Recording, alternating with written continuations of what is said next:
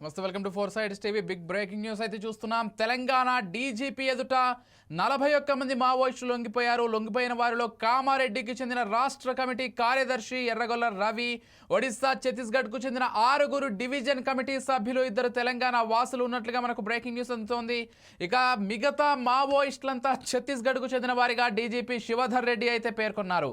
మావోయిస్టుల వద్ద నుండి 24 తుపాకులను పోలీసులు స్వాధీనం చేసుకున్నారు. ఇక లొంగిపోయిన వారిలో 2 సెంట్రల్ విజన్ కమాండర్లు ఉన్నట్లు కూడా డీజీపీ పేర్కొన్నారు.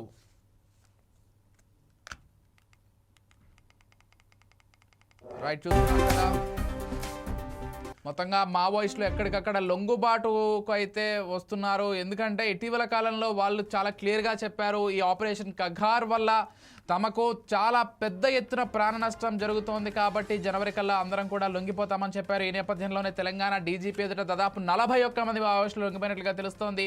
అంటే ఒక పెద్ద ఎత్తున మావోయిస్టులు లొంగుబాటుకు గురయ్యారనే చెప్పుకోవాలి. అయితే ఈ లొంగిపోయిన వారిలో కామారెడ్డికి చెందినటువంటి రాష్ట్ర కమిటీ కార్యదర్శి ఎర్రగొల్ల రవి ఉన్నట్లుగా తెలుస్తోంది. ఇక ఒడిశా ఛత్తీస్గఢ్కు చెందిన 6 డివిజన్ కమిటీ సభ్యులు, 2 తెలంగాణ వాసులు ఉన్నట్లుగా కూడా బ్రేకింగ్ న్యూస్ అందుతోంది. ఇక మిగతా మావోయిస్టులంతా ఛత్తీస్గఢ్కు చెందిన వారిగా డీజీపీ శివధర్ రెడ్డి అయితే పేర్కొన్నారు. మావోయిస్టుల వద్ద నుంచి 24 తుపాకులను పోలీసులు స్వాధీనం చేసుకున్నట్లుగా బ్రేకింగ్ న్యూస్ అందుతోంది.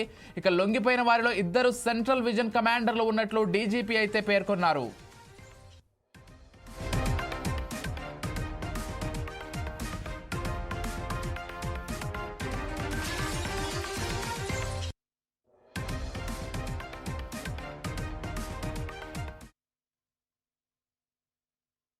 రైట్, చూస్తున్నాం కదా 41 మంది మావోయిస్టులు అయితే ఈరోజు డీజీపీ ఎదుట లొంగిపోయినట్లుగా మనకు బ్రేకింగ్ న్యూస్ అవుతుంది. అసలు నేపథ్యంలో ఏం జరుగుతోంది మావోయిస్టులకు సంబంధించి అంటే వాళ్ళు చెప్పినట్లుగానే నిజంగానే ఆపరేషన్ కగార్ త్వరలోనే ఆగిపోనుందా, మావోయిస్టులంతా లొంగిపోనున్నారా, మరి ఈ నేపథ్యంలో అడవుల్లో ఉన్నటువంటి సమస్యల పరిస్థితి ఏంటి, ఈ మొత్తం సంబంధించి మనతో పాటు మాట్లాడడానికి ఉద్యమకారురాలు స్వరూప గారు సిద్ధంగా ఉన్నారు. వారిని అడిగి మరిన్ని విషయాలు తెలుసుకునే ప్రయత్నం చేద్దాం. స్వరూప గారు నమస్కారం అండి.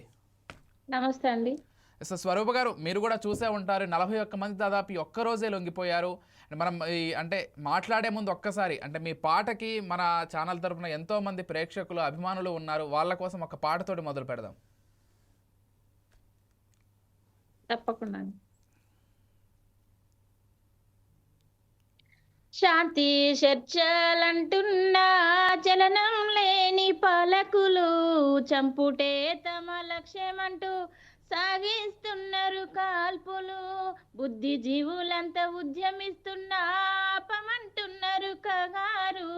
మధ్య భారతాన్ని సిద్ధం చేసే అరాచకపు దాడులు. సచ్చిన బిడ్డల లెక్కే తేలదు, సామాన్య పేదల దుఃఖం తీరదు. కర్రె గుట్టల మీద కథ ఏమి జరుగుతుందో, ఆ ఎర్ర పొద్దెందుకు విలవిలలాడుతుందో. ఉద్యోగ బాధ్యతల్లో పోలీసులు, ఉద్యమ బాటల మావోలు, ఎవరికెవ్వరు శత్రువులు, ఎందుకు మీ మధ్య కాల్పులు. ఈ మట్టిలోనే పుట్టినోళ్ళు, ఈ దేశ పౌరులే మీ ఇద్దరు. ఏ చేతి నుండి తూటాలు వెళ్ళిన కాలేది పేదల కడుపులు. అడ్డరేసేటోని ఆలి ముండమయ్య ఆగమైపోతున్నారా బిడ్డలు. కర్రే గుట్టల మీద కథ ఏమి జరుగుతుందో, ఆ ఎర్ర పొద్దెందుకు విలవిలలాడుతుందో. చాలా బాగా పాడారండి. మంచి మంచి లిరిక్స్ కూడా రాసుకున్నారు. అటు ఉన్న వాళ్ళు ఇటు ఉన్న వాళ్ళు ఇద్దరూ కూడా ఇదే నేలపై పుట్టిన వాళ్ళు, ఇద్దరూ కూడా ఈ దేశ పౌరులే. ఎవరినెవరు కాల్చుకున్నా కానీ నిజంగా ఒక పెద్ద నష్టమనే చెప్పుకోవాలి. కానీ కేంద్ర ప్రభుత్వం మాత్రం చాలా గట్టిగా వెళ్తోంది ఈసారి ముందుకు. ఆపరేషన్ కగార్ పేరుతోటి అయితే లొంగిపోండి, లేకపోతే ఎన్కౌంటర్కు గురకాండి అనేటువంటి ఒక నేపథ్యంలో చాలామందిని ఇప్పటికే హతమార్చారు కేంద్ర బలగాలు. మరికొంతమంది లొంగిపోయారు. అండ్ ఈరోజు తాజాగా చూసుకున్నట్లయితే 41 మంది లొంగిపోయారు. అండ్ ఉద్యమకారులు కూడా చాలా కరెక్ట్ అంటే ఇక పైన మేము పోరాడలేము అనేటువంటి ఒక విషయాన్ని చాలా స్పష్టంగా చెప్పదలుచుకున్నారు. అసలు ఈ నేపథ్యంలో ఏం జరుగుతుంది? అది మైక్ దగ్గర పెట్టుకోరు, వాయిస్ వినబడుతుంది. వినిపిస్తోందా అండి ఇప్పుడు? కొంచెం స్లో వస్తుంది. ఓకేనా? తక్కువ వస్తుందండి నాకు. హలో హలో, ఓకే కదండి? వినబడుతుంది. వినిపిస్తోంది కదా, కొంచెమైనా పర్లేదు. అంటే ఎలా చూస్తారు? కేంద్ర ప్రభుత్వం ఆపరేషన్ కగార్ పేరుతోటి మావోయిస్టులను పూర్తిగా ఏరివేస్తామని చెప్తున్నారు. అయితే లొంగిపోవాలి, లేకపోతే ఎన్కౌంటర్కు గురి కావాలని చెప్తున్నారు. ఈరోజు 41 మంది లొంగిపోయారు. ఏం జరుగుతోంది? అడవుల్లో కావచ్చు, ఇటు ఉద్యమకారుల్లో కావచ్చు, ఏం చర్చ నడుస్తోంది?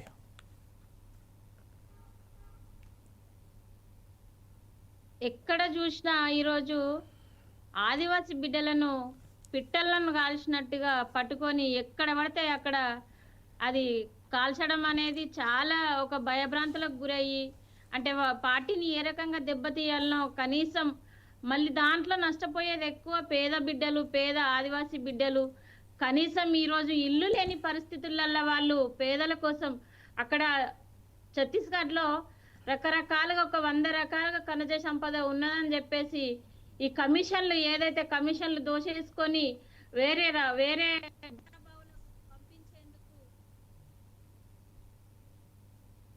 బడాబావులకు కట్టిబెట్టడానికి ఏదైతే ఆదివాసీలకు మూలవాసులనే చెప్పుకునే ఆదివాసీలకు అక్కడ వాళ్ళకు అండగా ఉండి వాళ్ళకు ఒక శక్తిగా దన్నుగా ఉండి వాళ్ళని కాపాడుకునే ఏదైతే మావోళ్ళు ఉన్నారో వాళ్ళని ఈ రకంగానైనా దెబ్బతీయాలి, ఈ రకంగానైనా భయభ్రాంతులకు గురి చేసే విధంగా చేసి ఈరోజు వాళ్ళు లొంగిపోయే విధంగా చేస్తున్నారు. రకరకాలుగా దాడులు, రకరకాలుగా మహిళ. హలో, చెప్పండి, వినిపిస్తోంది. ఈరోజు మహిళలని కావచ్చు, ఈరోజు రకరకాలుగా వాళ్ళను పట్టుకొని వాళ్ళను బంధించి ఏదైతే వాళ్ళను గురి చేసి ఇట్లా చేస్తానన్న భయభ్రాంతులకు గురయ్యి ఏదైతే లొంగుబాటు చేస్తారో, లొంగిపోతారో అనేసి వాళ్ళను ఇచ్చేసి చేస్తున్నారో. కాబట్టి వాళ్ళు కనీసం వాళ్ళ తలదాచుకునేందుకు కూడా వాళ్ళకు స్పేస్ లేకుండా ఎక్కడ పడితే అక్కడనే వాళ్ళ స్థావరాలను చుట్టుముట్టేసి వాళ్ళను డ్రోన్ కెమెరాలతోని ఈరోజు సెర్చ్ చేసి వాళ్ళని ఏదైతే వాళ్ళను కాల్ చేస్తున్నారో ఇది చాలా అశాంతిని చేస్తున్నారు. ఈరోజు మన అమిత్ షా ఏదైతే తీసుకున్న నిర్ణయం ఏదైతే ఉందో దాన్ని తక్షణమే అది చేస్తే బాగుంటుందని మేము అనుకుంటున్నాం.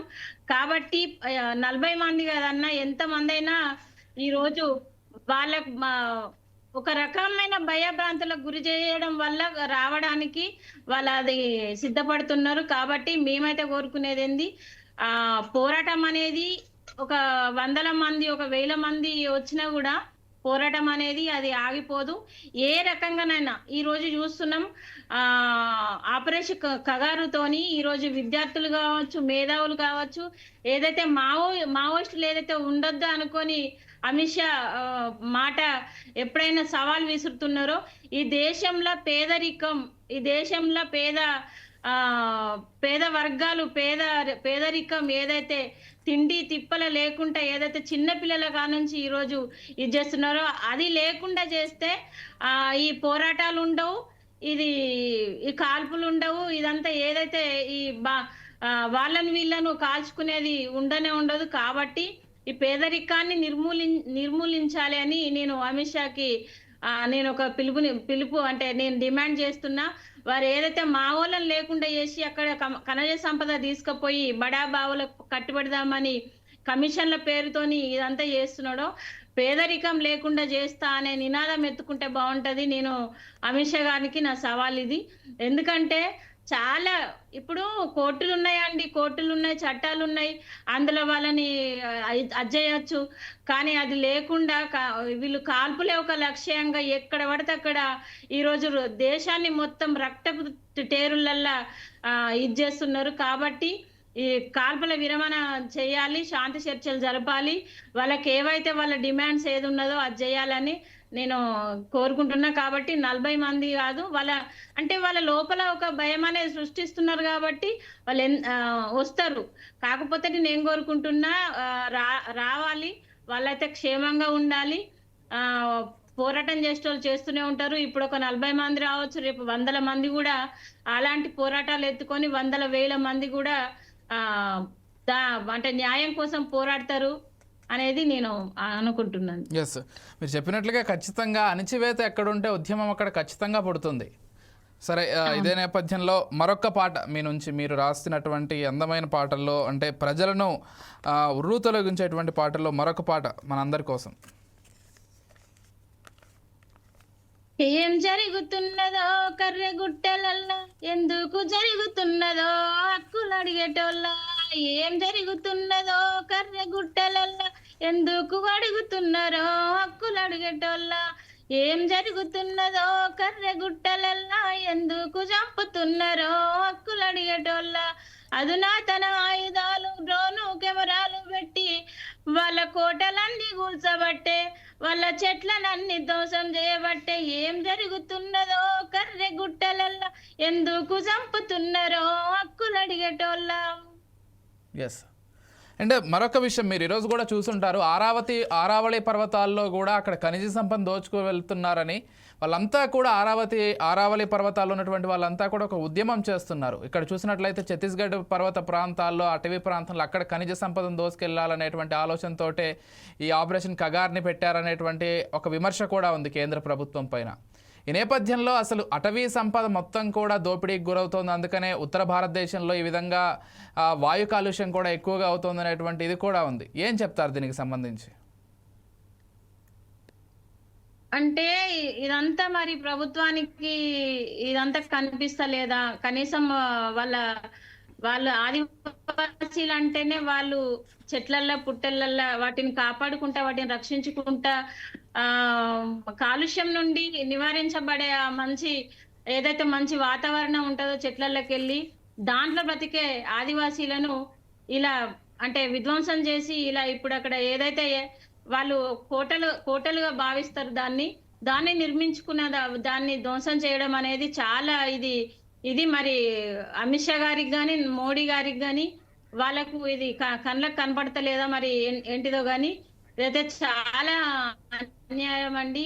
మరి ఇది వెంటనే అక్కడ హిడ్మా ఒక హిడ్మా పోయిందంటే ఇన్ని పోరాటాలకెళ్ళి ఒక హిడ్మా ఎత్తుకున్న బాట ఏదైతే ఉందో అక్కడ ఆయన ఎంత అణచివేతకు గురైండు, వాళ్ళ కుటుంబంలో ఎంత అణచివేతను చూసిండు. రకరకాలుగా పేద ప్రజలు, పేద ఆడబిడ్డలు, పేద ఆదివాసీలు ఏదైతే వాళ్ళ హక్కులను కోల్పోయి అక్కడ కొన్ని ఉద్యమాలను ఎదుర్కొని ఈరోజు యుడ్మా గారు స్వయంగా ఎదుర్కొన్నాడు కాబట్టి అదంతా అణచివేత పోవాలి, ఇదంతా మన హక్కుల కోసం మనం పోరాడాలి అనేది ఏదైతే నినాదం ఎంచుకున్నాడో కాబట్టి దాని బాటలోనే ఆయన నడిచిండు. ఈ రోజు హిడ్మా లాంటి వాళ్ళు వేల మంది పుడతారు కాబట్టి ఈ విధ్వంసాలు, ఈ అడవిని మొత్తం ధ్వంసం చేసేది ఏదైతే ఉన్నదో ఈరోజు హిడ్మాని చంపినో లేదు తెల్లారి అక్కడ మిషన్లు పెట్టి వాటిని కోసేసి అక్కడ ఆల్రెడీ మైనింగ్స్ పెట్టి బ్లాస్ట్ చేస్తున్నారు. దాన్ని నేను రిక్వెస్ట్ చేసేది ఒకటే, ఆ విధ్వంసాలు ఏదైతే ఉన్నదో అది ఆఫ్ చేసి పేద ప్రజలకు అక్కడ ఆదివాసీలే ఒక మూలవాసులనే చెప్పుకునే ఆ అడవిని రక్షించాలి. మరి అమిత్ షా గారికి ఇది కనిపిస్తలేదా? మరి కాలుష్యం, చెడు కాలుష్యం వచ్చి ఎంతో మంది ప్రాణాలు కూడా ప్రాణ జీవులు కూడా ఈరోజు నష్టపోయే పరిస్థితి వస్తుంది. కాబట్టి అడవి అనేది చాలా మన ప్రాణాలకు కానీ ప్రాణులకు కానీ చాలా అక్కడ మంచిది. దాని చెడును తీసేసుకొని మంచిని ఏదైతే అది చేస్తుందో చాలా మంది ప్రాణాలను కాపాడిన వాళ్ళు అవుతారు. కాబట్టి అక్కడ ఏదైతే ఆపరేషన్ కగార్ను ఆఫ్ చేసి వెంటనే వాళ్ళకు పేదరికాన్ని నిర్మూలించేందుకు ఆలోచించండి, పేదరికం లేకుండా చేసేందుకు ఆలోచించండి. అక్కడ ఆదివాసీలను వాళ్ళ రోజు రక్తపు డేరులల్లా మడుగులల్లా వాళ్ళు జీవిస్తున్నారు, దాన్ని మీరు కాపాడండి అని ఈ సందర్భంగా నేను తెలియజేస్తున్నా. థ్యాంక్ యూ స్వరూప గారు, థ్యాంక్ యూ సో మచ్ అండి. చక్కగా రియాక్ట్ అయ్యారు. కేంద్ర ప్రభుత్వాన్ని మీ వైపు నుంచి కూడా కోరుతున్నారు, మరోసారి చర్చలకు ఒకసారి వాళ్ళు సిద్ధపడి వస్తే వీళ్ళ డిమాండ్స్ ఏంటో కూడా వినిపిస్తారు, అప్పుడు అంతా కూడా శాంతియుతంగా జరుగుతుందని. థ్యాంక్ యూ సో మచ్ స్వరూప గారు, మీ అభిప్రాయం వ్యక్తపరిచినందుకు. రైట్, చూస్తున్నాం కదా ఈరోజు మొత్తంగా 41 మంది ఇది మావోయిస్టులు లొంగిపోయారు. మరి ఏం జరుగుతుందో ఏంటో అనేది మాత్రం చూడాలి.